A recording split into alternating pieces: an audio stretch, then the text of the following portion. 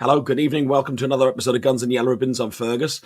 I'm your host, and tonight we're going to be talking about the Sheffield mauling of Sheffield United in Brammal Lane. I'm joined by Mike, Danish Gooner, and Gooner Hilsey. Enjoy the show. Get ready for the world's greatest Arsenal podcast. Welcome to another podcast by Guns and Yellow Ribbons. Enjoy the show.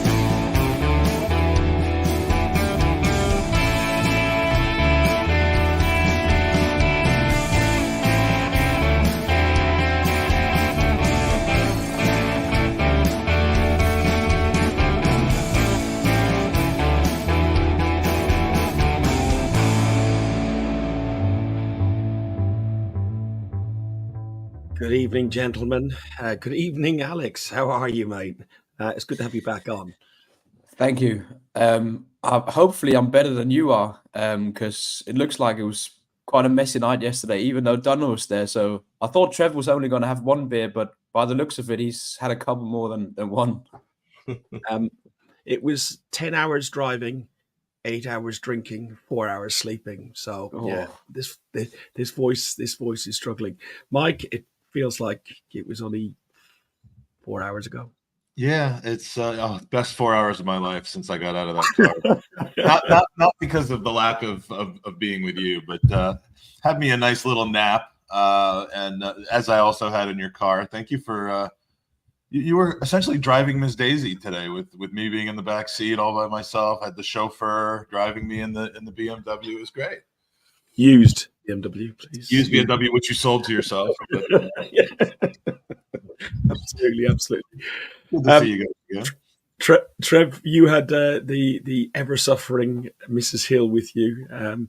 She was really delighted with our company. She enjoyed having some intellect and some intelligence and some complimentary words spoken to her. Did she enjoy it? Her exact words to me, not more than about 15 minutes ago, when she managed to lift her head out of the sick bowl, is that she had an amazing night. She enjoyed all of our companies, but she's never doing it again. That was her exact words to me. Yeah, I did. I did warn her. I do say to her, Donna, these boys, they do drink at a pace, and they drink quite a large amount of alcohol, so you don't have to keep up. But she does it, doesn't she? She keeps up, and then she paid the price today. So, in fairness, an hour in, this was quite gentle, wasn't it? Well, consider that none of those were mine, though. None of those were mine. I don't drink cider, so that was. You're the equivalent bottles of vodka, so that. No, I would never do such a thing. But no, those Magners were only for the two of you. So that's you have to have. I think there three of us on them. Yeah. Listen, my day started. Or if you include KN. Yes, that's true. My day started by a visit to the old girl. I went and saw where you are right now, Mike. Will you sit still for Christ's sake? And this is my view from behind you at the moment. That's Highbury Stadium. Really nice to see the apartment. Nice to see that the way Highbury Apartments are North Bank. No, it's not even North Bank. It's North Stand Apartments. Kills me that they call it that, but. Well, listen, whoever named it that also decorated the lifts. The lifts are in blue and white, which is just like sacrilege. Those lifts should not be in blue and white. They've got some great logos and everything else, and the Arsenal font used right around the ground is fantastic. Great to see everybody in the chat. Thank you for joining us. I'm not going to try and talk too much this time because I don't have much of a voice. But last night, please, Trev. Last night, we played Sheffield United at Brammal Lane, a ground I hadn't been to before, and a ground I wanted to go and see because I don't think they were back in the Premier League for some time by how they started. Trevor, we arrived in Sheffield, and apparently there was a football match on. Yeah, they made sure we knew that there was a football match on, which we were all hoping there was because we travelled all that distance. It's, in fairness, it's a nice modern city now, Sheffield, isn't it? I found it very welcoming. I enjoyed the place, I enjoyed the company, but most of all, I enjoyed the football. Let me tell you, I enjoyed the football. It was one of those perfect away days, really. Great company, lots to drink. lots and lots to drink, and a fantastic result. That's why we do it. That's why, although I'm at an age where it takes me a day or two to recover from them, I'm still going to do it because it's amazing. They're great days and great nights, and it was a pleasure to be there last night with everybody. The final comment I'll say is that beside our hotel, Trevor got there and done a recce, and he found a pub next door, and he was going to go to the pub next door. We shall remain nameless just for my own protection reasons. And Trevor said to a couple of the people behind reception, should we try that pub? And one chap, he came along and said, "Oh no, you come out there fighting." We saw the landlady this morning, Mike, didn't we? Yeah, definitely. Who would have won? Who would have won? She was a little rough around the edges, but so were we. So it probably would have been a stalemate, I think. Yeah, it definitely would. Listen, Arsenal went into the last four, and we went into our last three fixtures 10-1 on aggregate. It ends up 16-1 on aggregate against Sheffield United, and we could win three successive away games against the blunted Blades, I will add.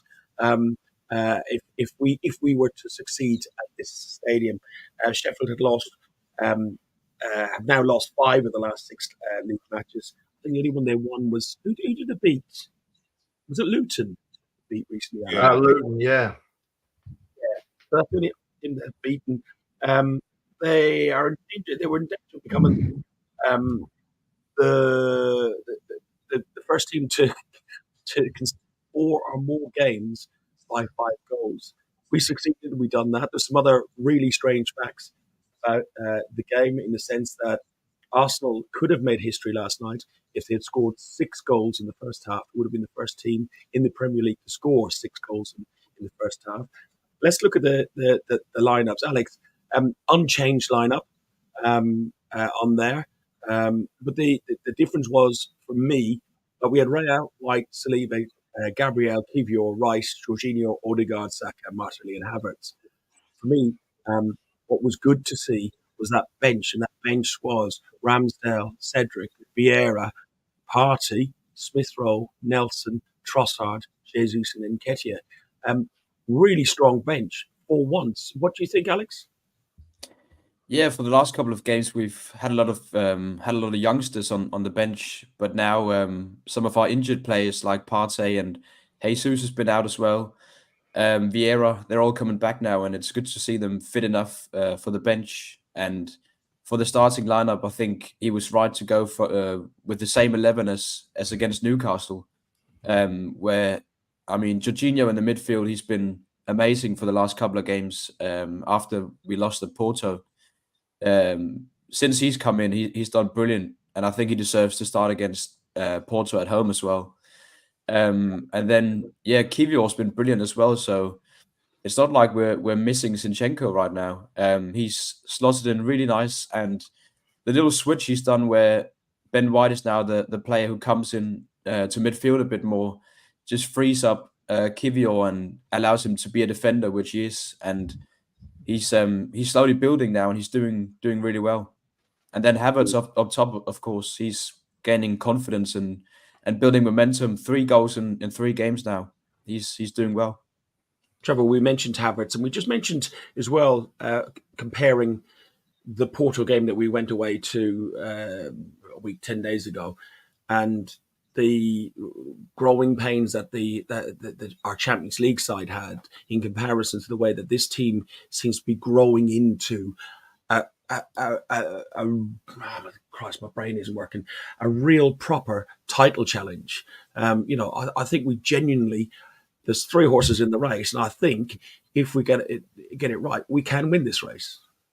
Oh, absolutely, we can. If we keep playing to the levels we have done the last few games, there's no reason at all to believe why we shouldn't go on and be right up there and possibly win it.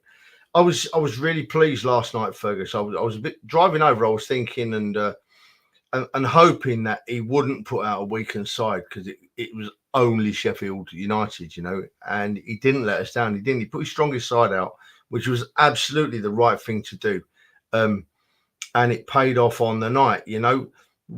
Sheffield United, yeah, they've had a terrible season.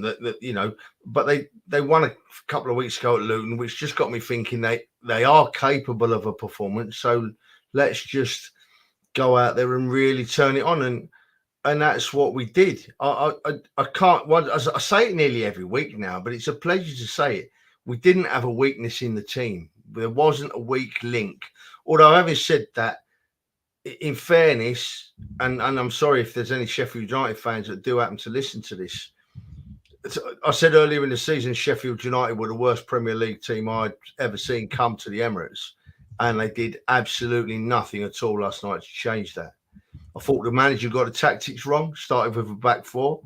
I don't know why he did that when you're up against a team that's scoring freely and you're bottom of the league. He changed it as soon as it went 3-0 down. He changed it, took a young lad off and brought another centre half on, so made it a back five. But by then it was too late. So I think the manager made errors last night, and Sheffield United just from minute one just weren't in it. It was proper. You can really sum it up. It was boys v men. It really was boys v men. We were that good. Mike, it wasn't minute one, it was minute 5 when Captain, our Norwegian captain, our Norwegian Viking, not one of those Vikings, Alex, he put the ball in the Sheffield net, and half the fucking team did later, but that's another story. Literally half the team did, yeah. Yeah.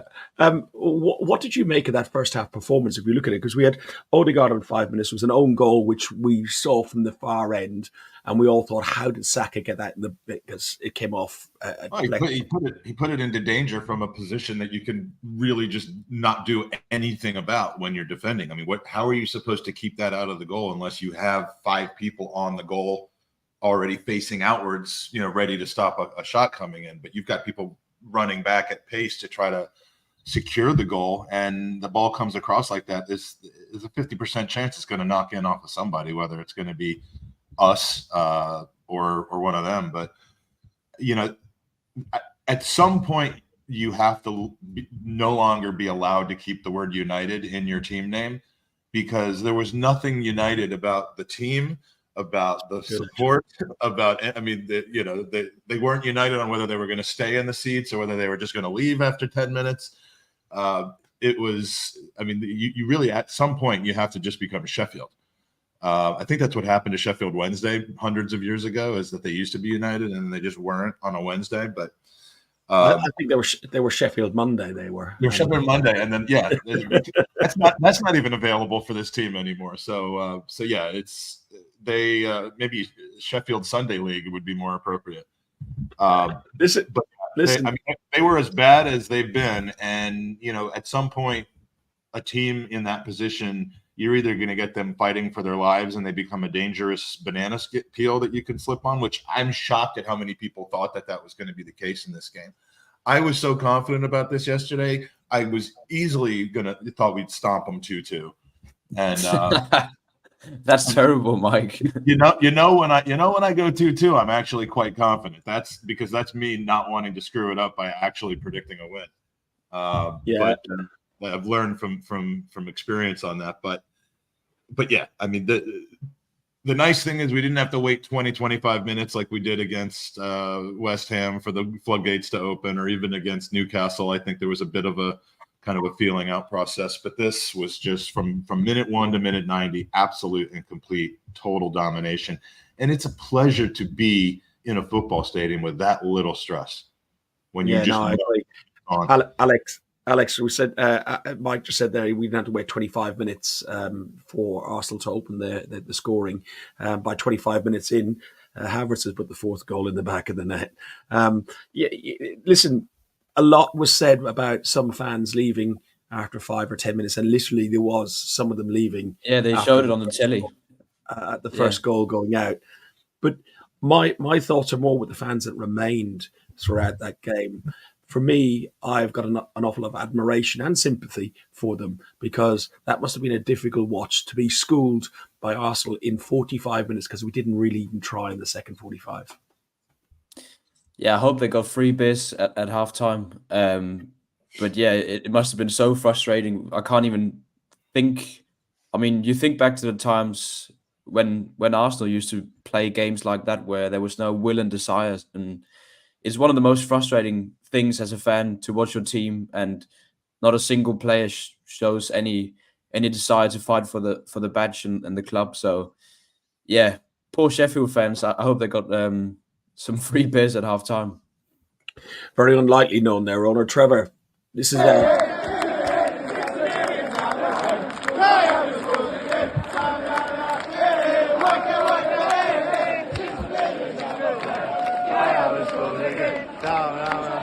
You don't look drunk at all, Trev. not at all. You don't look drunk. It was. I just want to linger on the Sheffield United fans for a bit, because we had lots of fans kicking up a fuss, didn't we, when we had a bad period, but we were nowhere near as bad as what Sheffield United are at the moment. And their fans, they were there in numbers last night. It was nearly a full house at the start. By 20 minutes, it was only half full. But, you know, I've always said that, you know, let the fans can make their own minds up. You know, I'm not going to call them out for leaving early. They've been watching that every week all season. So I have every sympathy with them. I do. Every sympathy with them. Yeah, it must be really, really difficult. Their owner doesn't really want anything to do with the club. You know, they didn't even put the attendance figures up, Mike, in the game, because I think that would have probably been embarrassing. They should have had a ticker as it went down. They should have had live attendance. Live attendance. Just have the seats all like monitored up, and if there's not an ass in the seat, then it just goes down, and eventually it's like current attendance 170. It would be like one of those Cowden beats, 4th Division Scottish League attendances by the end of the game. It would be. One of the goals I missed was the Declan Rice goal. Did you get to see that one? Oh, I saw it on, How did you miss it? Oh, you were. No, it was beautiful. I mean, just it's another what was it? Saka cutting it back, right onto Declan's foot, purely struck, put his foot through it, went to the corner to celebrate. I mean, it was almost like he felt bad celebrating this one as well, but not for the same reason. It was just you know, he didn't want to rub it in with poor sportsmanship, but you know, you could tell this was just amazing. But I know you'll probably go here, but man of the match last night was Odegaard, but special mention to Kai Havertz. There's so many things, and I've struggled to really be able to define the things that other people have said that know much more about football than I do about his play off the ball and how he's contributing. But you're now seeing a bit of swashbuckling confidence out of him. His finish in this game was way different than the 2 goals he scored in the 2 games prior. One of those goals was that he scored was you couldn't miss it because of his good positioning against Newcastle. The other, bit of a lucky nutmeg, in my opinion, to actually be able to do that. Once he had that nutmeg, he was not going to miss from there. But this one was not an easy finish for the, what was it, our 3rd goal? Not an easy finish. 4th goal. Yeah, Martinelli was the 3rd. Yeah. goal. Oh, yeah. I spoke to a friend of mine who knows quite a lot about football. You know the friend I'm talking about, Kevin. Yeah. Kevin, and, Mr. possibly. And he was only came up 197 times last night in conversation.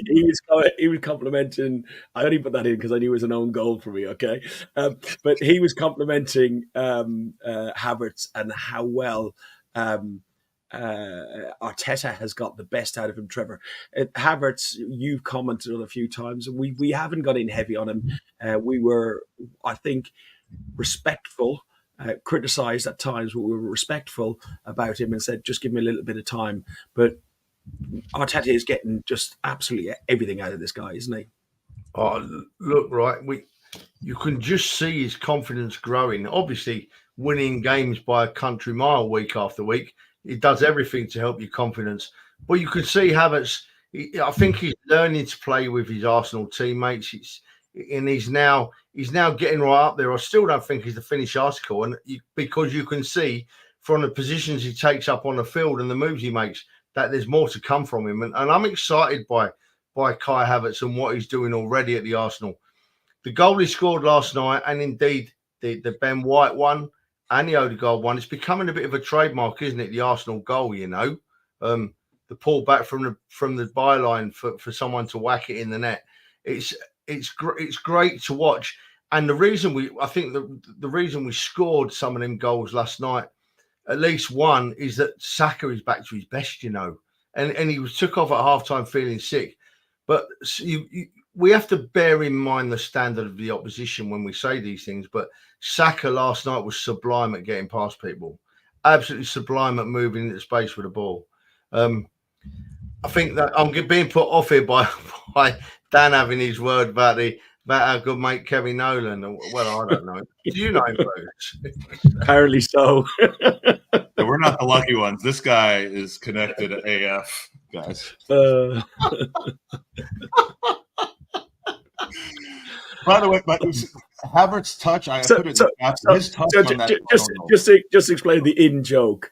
The aforementioned Mr. Nolan drinks in my local pub, and he was in there on Sunday, and I was chatting to him, and I was telling the guys in the car about a couple of stories.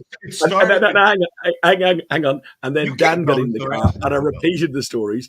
And then as other people are coming in, the story, and in the end, Mr. Feinberg goes, Christ, I've not heard that 100 times. We were still on Blackstock Road with the first time he brings up Kevin Nolan talking to him.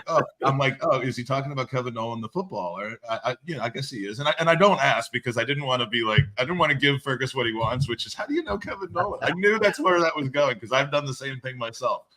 And, so a couple Kevin Nolan references on the way to pick up Dan. And then it goes again with the Kevin Nolan. And finally we get to the hotel in Sheffield, and there's a few more people joining us. And the Nolaning continues, which is it's a new verb called Nolaning.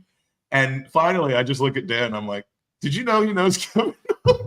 No. The one was Dan totally done me. So it went all really quiet, and we're sitting in the bar, and Dan goes to ask me a question, and he looks really serious. So I know that all the chatter's gone around. I'm going, no, hang on, I'll make eye contact with Dan to bring him into the conversation. I go, oh, this, and he goes, Fergus, you know Kevin Nolan? I pissed my pants at that moment because I was like, "This is going to be the whole evening now," and it was. It was, and the next day, and you were a good sport. You were a good sport. Mostly, Alex. Trev mentioned already. Saka came off at half time. There was multiple substitutions in the second half. Benny White scored on the 58th minute, which is a 10,000th goal, I think Premier League goal for Arsenal. All-time goal. It was 150,000 of Premier League goal or something, or I don't know, 1,500th goal. I saw it was a 10. That's an Irishman trying to say 10,000. 10,000. That's it. Thank you. 10,000. Will you stop taking the mickey out of my mate now? The more I try, the worse it gets. What are you talking shit? It was good to see the substitutions come on. A little bit worrying when we didn't see Saka come on. From my view in the stands, I thought, well, he's rotating and resting. Then I later heard there was rumours about he was in a boot or he didn't have his boots on, and there was rumours he was ill and so on. What do you know more on the Saka situation, if anything? And what did you make of that second half performance? Because it was pretty boring from the stands. We were just having a laugh and singing and taking. Yeah. First of all, Arteta said after the game that Saka just felt ill, so that's why I took him off at half time. So he should be good to go for Brentford. And I think with all the substitutions, it took a bit of the tempo out of the game. But I mean, it was a good opportunity to give players like Vieira some game time. He came in and played for the first time in a long time, and had a pretty good second half. And then, of course, the goal for 6-0, we have to talk about that because that was probably the best goal of the night yesterday. Jorginho with one of his beautiful lofted passes over the defense, and then Havertz controls it, cuts back, and then Ben White on his left foot. Yeah, just a sweet strike from him. I didn't know that he had that in his locker. So, he's just a brilliant player, Ben White, and good to see him score as well. Thomas Partey getting a run out. Yeah, I think it was clear to see that he hasn't been playing for a very long time. I think he had a bit of a sloppy cameo. He gave the ball away quite a few times. But I mean, it's going to be good to have him back. Jesus as well. He didn't look as sharp as he usually is. He had a few opportunities to get the ball away from his feet, but he just took a bit too long on the ball. But I mean, all those players, we need them for the running. They're players that can make a difference, especially Jesus. And I think with the amount of trust Arteta shows in Vieira, I think he's got something special about him. We just haven't seen it yet, and hopefully we'll get to see it through this last part of the season. But yeah, I mean, it's starting to become difficult who he's going to choose on the bench, because I mean, looking at the bench yesterday and then knowing we've got Tommy and Zinchenko as well, I don't know who he's going to drop from the bench. Trev, seeing Partey in an Arsenal shirt is not a thing I thought I'd see again. As Alex rightly said, he did look as fit as me and you in an Arsenal shirt. But it's important having these players, because a fit and match-ready Thomas Partey is a big asset to us. And look, at this game is type of done. But, you know, we're talking about 11 more games till the end of the season, and we've got some big games. We're going to have some congestion in there as well. Yeah, we are. Look, right, it's a strange situation at the moment, because we've lost we lost two of our better players, Partey and Zinchenko, to injury, and we've actually played really well without them. I think it's given Havertz time, as we just spoke about, to grow into his role. And, you know, and Jorginho has just bossed games, you know. I mean, obviously, he can have time last night. It wasn't the highest quality opposition. But looking over the last few games when Jorginho has had game time, he's really been superb. And this might sound a bit harsh, but take it in the context, I mean it. And I mean it in the context of us challenging for titles and being able to call on players. We haven't needed Partey, and we haven't needed Jesus, and we haven't needed Zinchenko over the last few weeks, right? We haven't needed them. And if they were all fit tomorrow, I wouldn't bring them back into the team straight away, because I think what we've got is a great formula, a winning formula. And I don't want that to sound harsh. I'm not having a go at them players, but that's just the situation as it is, you know. If we keep everybody fit, we're in a really good place. But we can get by without some of them big names as well, as we've proven. It's a great place to be. The luxury to me about them coming back. We're going to have Yuri and Timber back hopefully soon as well by the end of the season.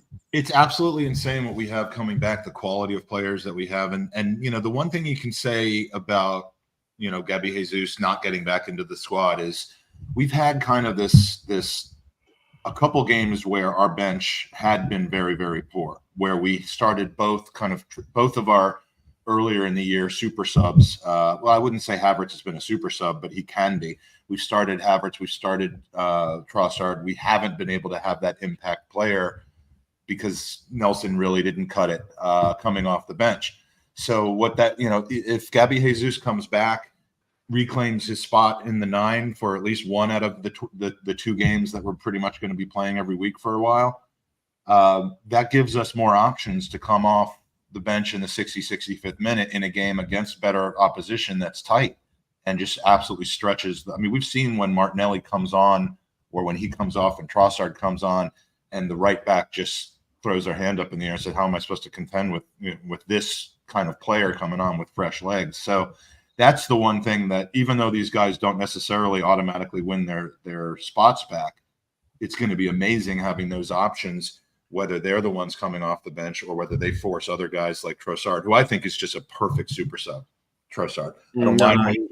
I don't mind when he starts, but if he's able to be, and if Vieira's able to be a bench option, and if we're to the point where we have so much depth that we're not even able to see ESR get in games with 5 subs, I mean, that could only be a good thing overall for the club.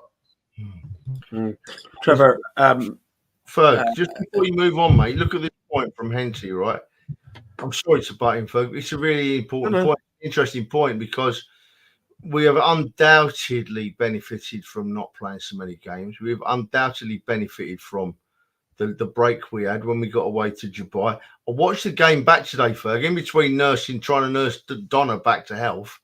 I watched the whole game today, and also watched the interviews after, because they had Thierry Henry on as the guest, and I love listening to him talk, But they were saying about the break and how we were a different side when we came back from that break, weren't we? We were a completely different team. It was incomparable to what we were before, and we've got another break coming up now. We're going to have, is it 10 days we've got? Alex will know. He knows all them things. It's 19 days all in all, I think. And we But play. the players will be playing. A lot of the players will actually be playing football, unlike the break in Dubai. I mean, that's it. Yeah. The international break. Yeah, but we will. We are going to have a full squad. Hopefully, they've got to stay fit for another 11 games. We keep the squad fit for another 11 games. We've got options all over the park, and we're in a good place. I don't think we've changed what we're doing at the moment. I think anyone coming back from injury sits on a bench. Absolutely sits on a bench.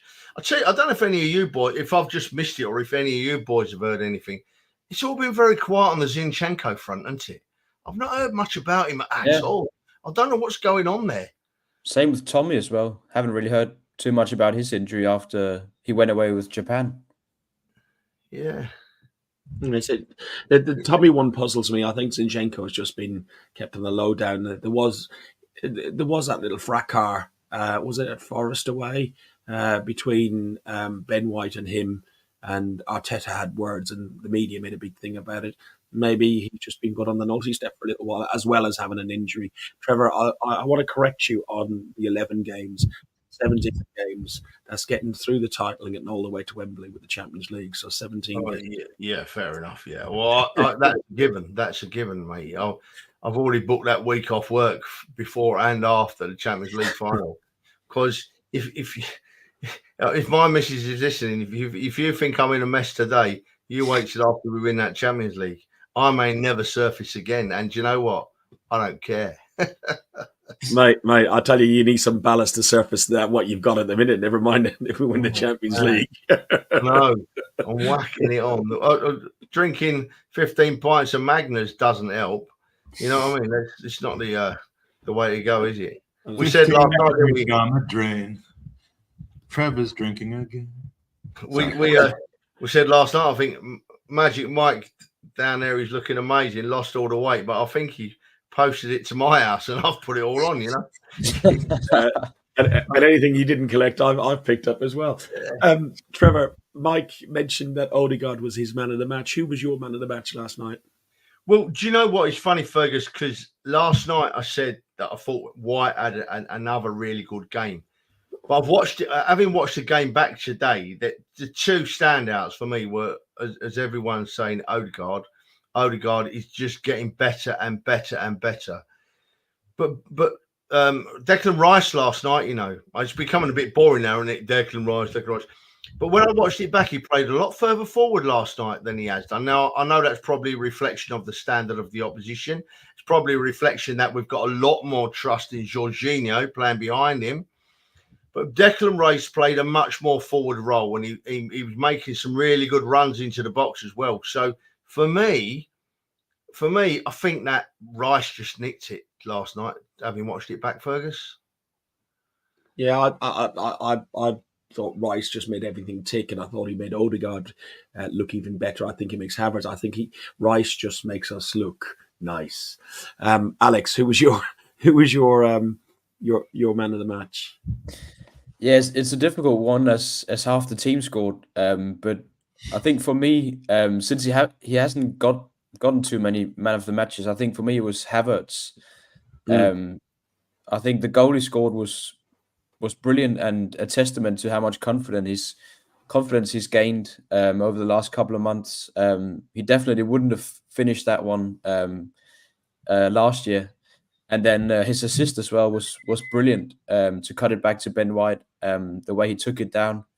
Then he just, I think in the beginning, a lot of fans were like, he's lanky, his attitude stinks. But I think now people have realised just how much he works his socks off in games, and I really love his attitude and the amount of duels he wins in a game as well. Yeah, I didn't hear much about his attitude. I thought he came across a bit shy and reserved more than. Well, I think that's what you mean, right? Like that he's just kind of languid and that attitude. Yeah, not a bit lazy. Yeah, I think people just think. I think a lot of people said he looked a bit lazy the way he moved about on the pitch with his long limbs. But yeah, I think the way he's played the last couple of games, he's just been brilliant, and he had a good. I think Saka potentially could have been man of the match if he stayed on the pitch because he was having a really, really good game. They had quite a few difficulties keeping him quiet on their left hand side. Yeah, Saka was unfortunate. He scored in the last 5 Premier League games he's played, including scoring twice in each of the last 2 home and away games. So it would have been nice for him to get on the score sheet. He had an assist, but not on the score sheet. Yeah, so, I think yeah. I don't know if it's been counted as an assist, but he potentially had 2 assists because the one was the cross where it was an own goal, and then the cutback to Declan Rice as well. Can you get an assist on an own goal? I don't think you can, but you should. In fantasy Premier League, you can. Listen, our good friend Sophie Nicolau on the Highbury squad after the game done a phone in, and we jumped on to while we're in the cab. Well, beforehand, we had gone out of the ground and we'd gone and we had more drinks. This was us in the ground. There she is, my beauty. Let me tell you something, boys. She ain't smiling like that right at this moment. I gotta tell you, this was the first time I had met her, your lovely wife, and she's suffering. She's like, she said, "Oh, I feel like I've known you already. I didn't realize we hadn't actually met." And it's weird how this podcast community ends up being like that. But I don't know how you did it. I really don't know how you've done it. She is so lovely, youthful, and what's I mean, people used to say this about me all the time. Youthful. Like, how have you managed that? And I'm not calling her that. I mean, how have you managed that situation? Oh dear, dig. You know what? It was very easy, Mike. It was very easy. Is that what you've done? About 12 years ago, she chatted me up in the pub. I had to do nothing, mate. She approached me, and ever since that first night, we've hardly been apart. And I think she's an amazing woman, even when she's poorly, like today, and been talking to the big white telephone most of the day. She's she must like your languid style. Then she's an amazing woman, my wife, and I love her dearly. I'm going to be nice now because she deserves me to be nice to her because she puts up with me, and you all know what I'm like. I ain't got a bad bone in my body, but I'm a massive pain in the ass, That's Trevor, good way to describe it. I have 100% sympathy with her because when you're not with her, you're generally with me in my house. So I feel her pain. But anyway, before we go on, Sophie put up this YouTube, and we decided from the Uber from that pub back to the hotel. Oh no. We were going straight to bed, by the way. There was nobody having drinks in the hotel bar. Everyone's going to be sensible. Didn't happen. This happened. Stay with me because I'm going to need some wingmen here. We're gonna bring them in, kids. Let's see how this goes. That's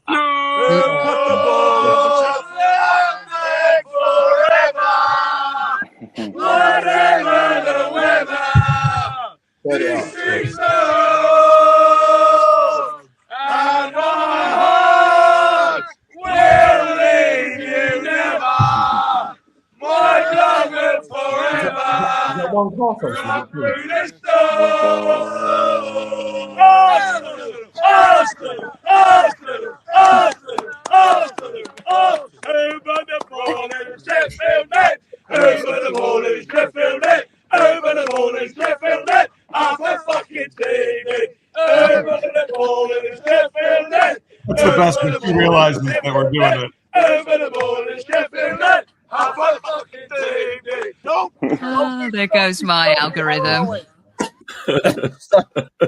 It was that like that. There goes my algorithm. That F-bomb was going to be dropped. You could see her whole mannerisms change, but no, that was Poor Sophie. That clip is actually 5 minutes long. That was hilarious. Thank you for having us on in that state. She was very, very nervous about doing that, but that was a good Uber ratings. Uber ratings. But Fergus just banging on the side of the car, like when do you do that in an Uber? Yeah, I was using the side of the car as a drum. Listen, all the 31 goals that we've scored and the 3 we've only conceded since the start of the year could be undone if we don't repeat this again on Saturday evening, 5:30. We got Brentford. Trevor, did you realise that as good as he has been, and we've all grown to accept Arteta's decision, David Raya will not be in goal on Saturday night, and it will be Aaron Ramsdale. I've got no doubts in Ramsdale's ability, but I do worry about the sort of pressure, and when he's appeared in some of the cup games, I think this whole pressure cooker of a topic did seem to get to him a little. It got to Raya as well. Do you know what, Fergus?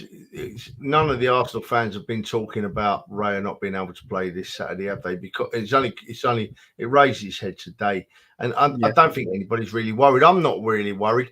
Ramsdale by nature, he appears to be a very highly strung person, doesn't he? He can't stand still for a second. He bounces about, and he's going to be nervous when he comes on Saturday. But I have every faith in Aaron Ramsdale's ability. I still feel sorry for him.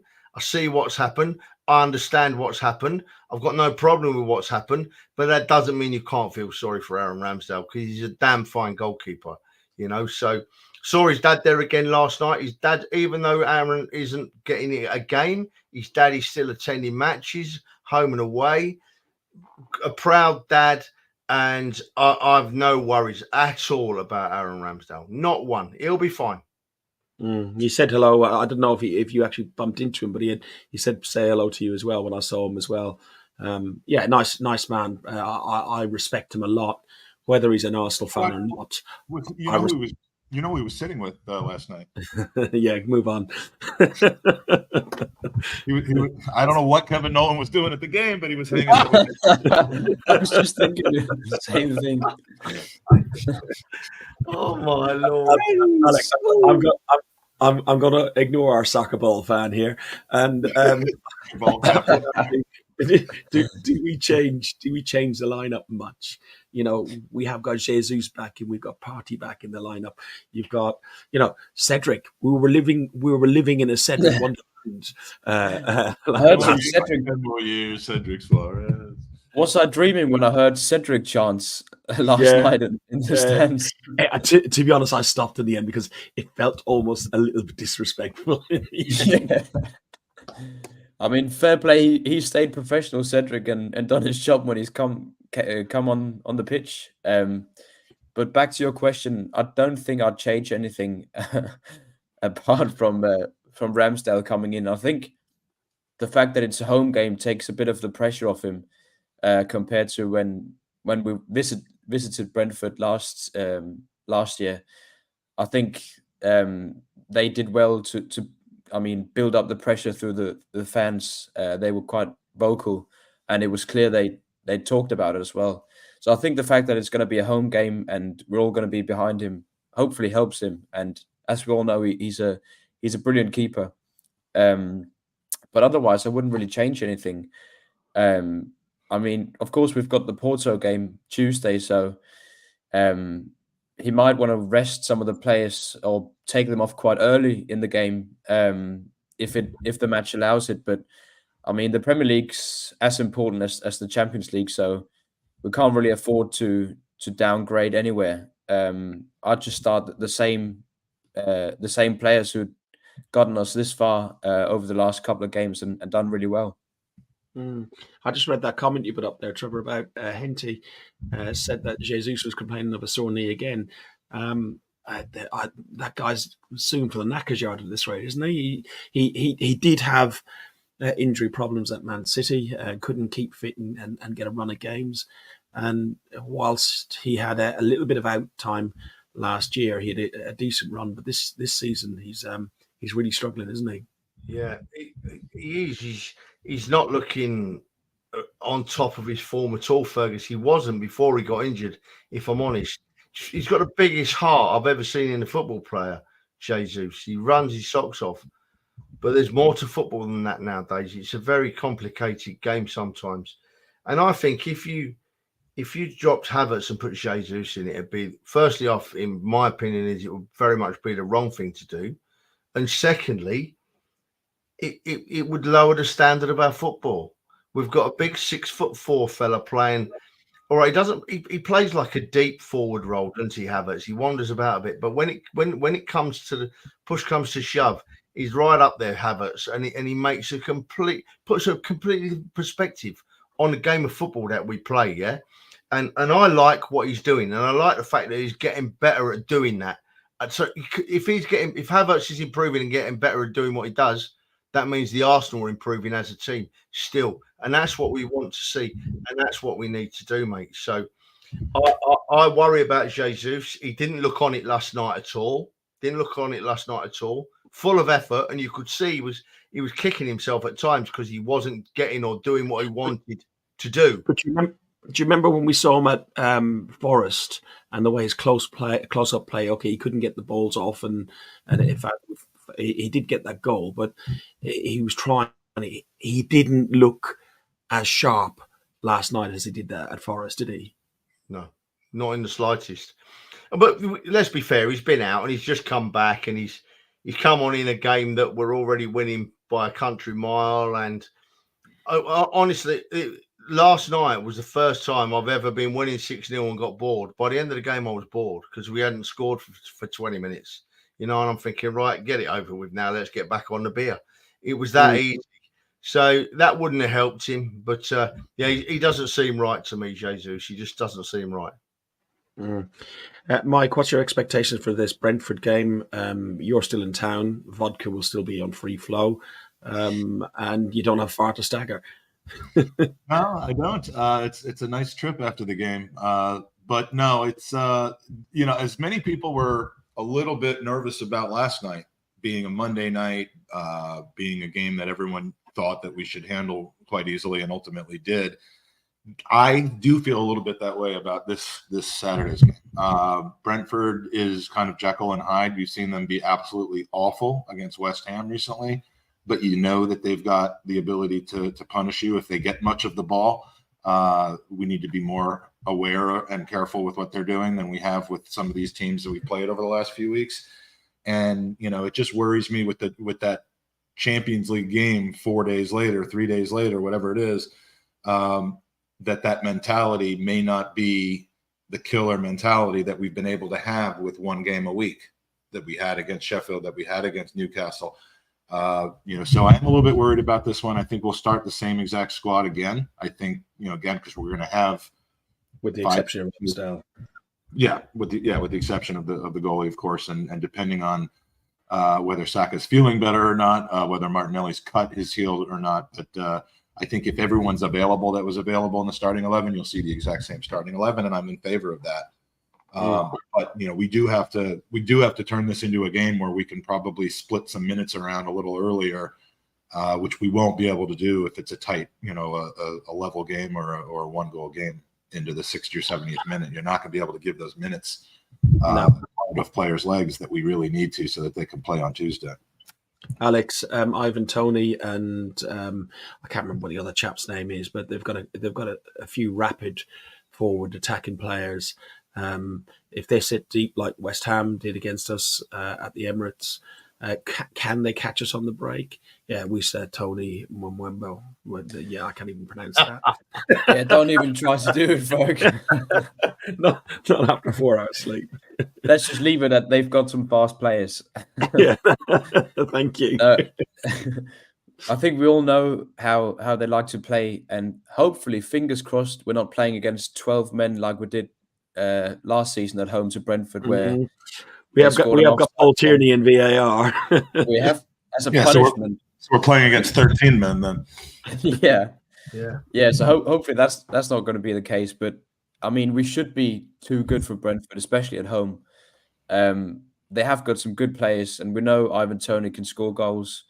But I mean, we should be too good for them, especially with the form they're in. They haven't performed too good lately. I know they drew against Chelsea recently, but I mean, we should just be too good, and hopefully we can get to a comfortable score by 60 odd minutes and take some of our key players off and get them ready for Porto. But yeah, I mean, they're going to be sitting deep, low block, five at the back. But I mean, we've done so well breaking down these low block teams recently, so I just can't see why we shouldn't be able to do the same thing against Brentford. Okay. I'm not going to ask you for a prediction because we'll do a preview show on Thursday, which will go into this in a little bit more detail, and we'll go on predictions. Can I give you my prediction? Guess what my prediction is going to be. Well, I don't need to guess. I've already written yours down, Mike. I know. My prediction is that Fergus will talk about Kevin Nolan 87 times before. Boys, I've got a really good friend, Henty, has stuck a question on me here, and I've got to answer it right. Yeah, my missus is from the North, Henty. She comes from a manic, and I mean manic, Manchester United family. They are all Manchester United crazy. But do you know what? My girl's a gooner. She's a proper gooner. Don't you worry about that, mate. She's a gooner. She loves the Arsenal. Sorry, what a great guy Henty is, by the way. There's so much information about old time Arsenal stuff that he puts on social media. Love the guy. Real top Go guy. follow him on Twitter. Yeah, follow him on Twitter. It's worth the follow for sure. You got Henty, and you got Andy, and you got Mark, which are all great historians and good supporters of the show as well. So we really appreciate them, guys. It's nearly time to call it a night because I know Alex is very keen on seeing Harry Kane possibly getting knocked out of the Champions League. But fingers crossed. In a week's time, you'll be over here with your sister. It's Mike's birthday in a week's time as well. And it's the Arsenal in the second leg of the round 16 in the Champions League. Just briefly, I'll go with you first, Alex. Then briefly, Mike, and then Trev. Is that possible? No, I don't think it is. What are your expectations in this game? You know, European football is so different to Premier League football. The European refereeing, the falling over, and what we saw a couple of weeks ago is just so much different.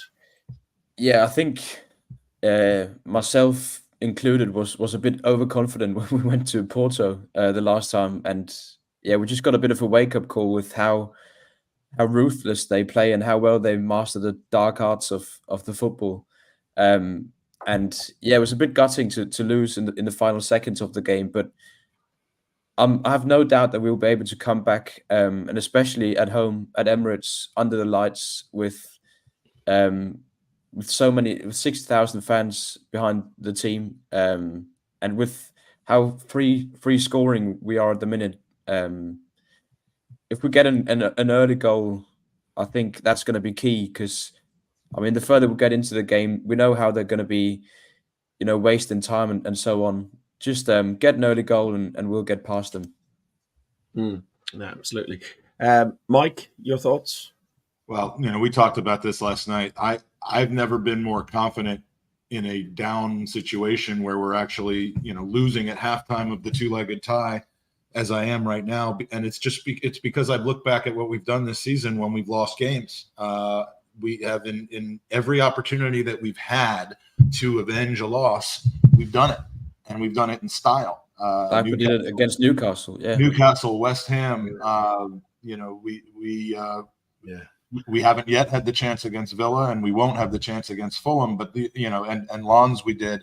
I mean, we've turned these teams over, and I think, like you said, Tuesday night, absolutely wild crowd, first knockout game in the Champions League for however many years.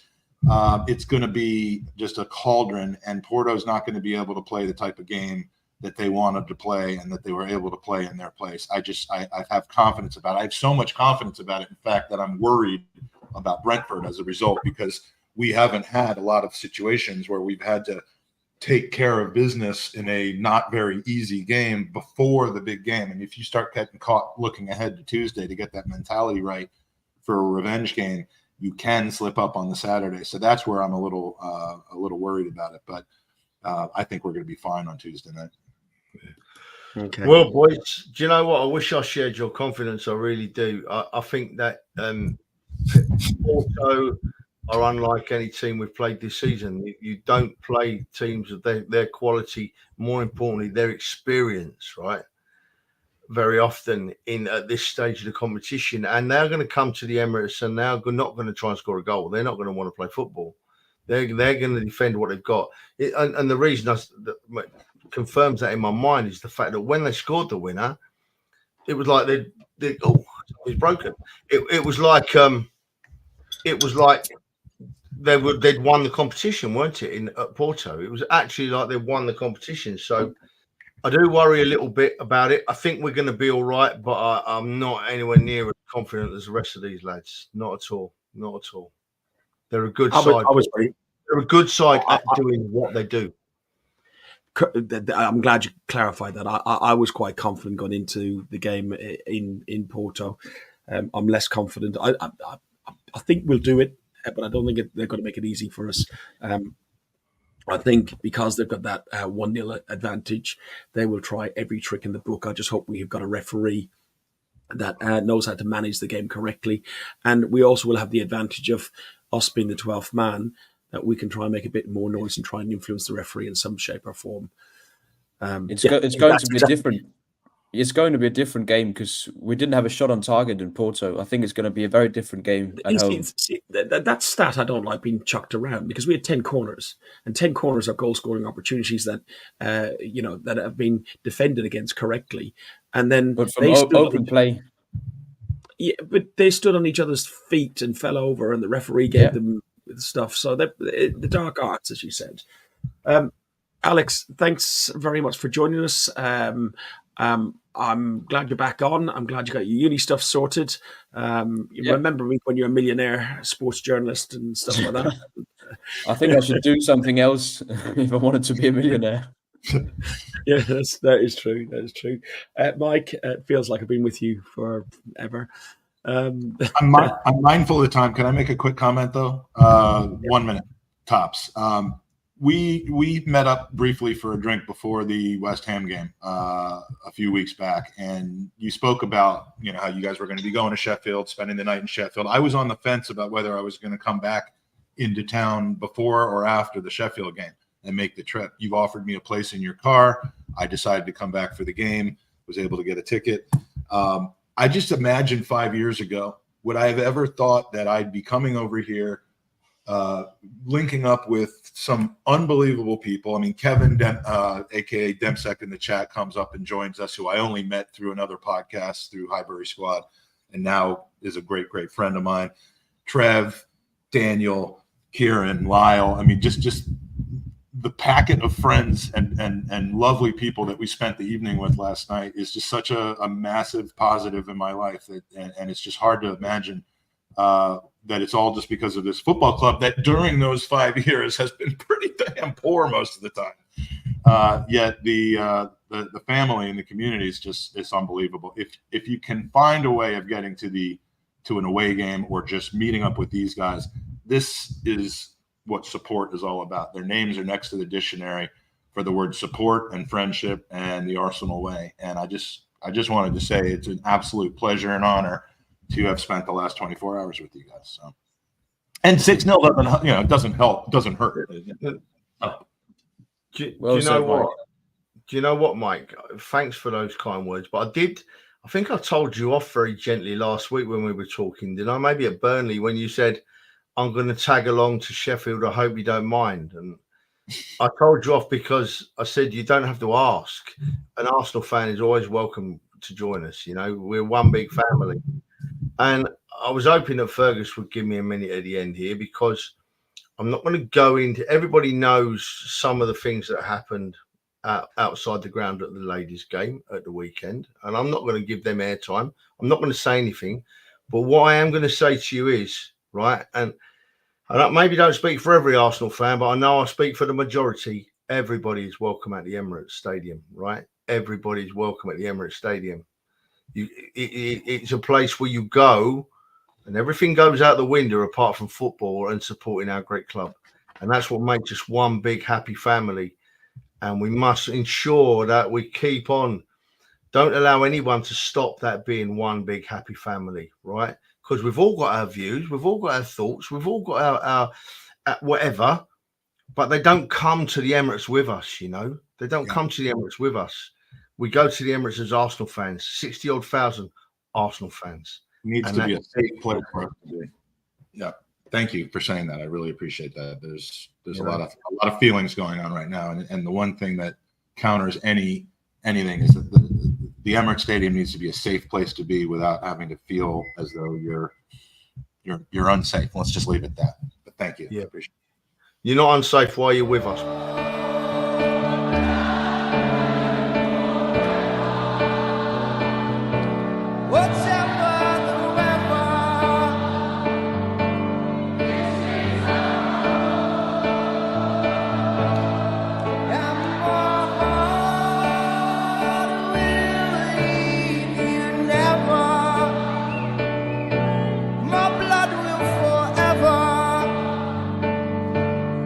Run through the snow.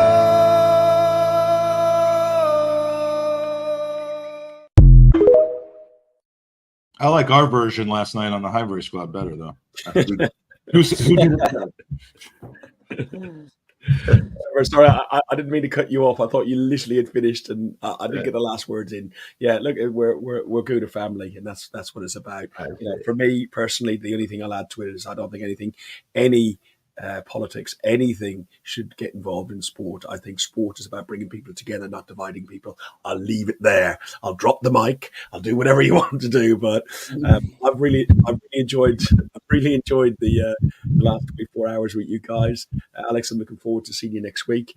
When you come Likewise. over, and, we'll change the bedding after Trevor's been in. So Oh, thank God. Yeah, because I do tend to leak a bit at my age. Yeah. We don't know which hole, but yeah. On that note, Trev, I'll see you Saturday, mate. It's been a pleasure, boys. A pleasure. Good night, boys. TrevorNolan.com. Up the Arsenal, fuck the Spurs. Thanks for listening to Guns and Yellow Ribbons, an Arsenal podcast by Arsenal fans for Arsenal fans. Follow us on Facebook at Guns and Yellow Ribbons or Twitter at Guns and Ribbons. And remember to rate and review us too. Up the Arsenal.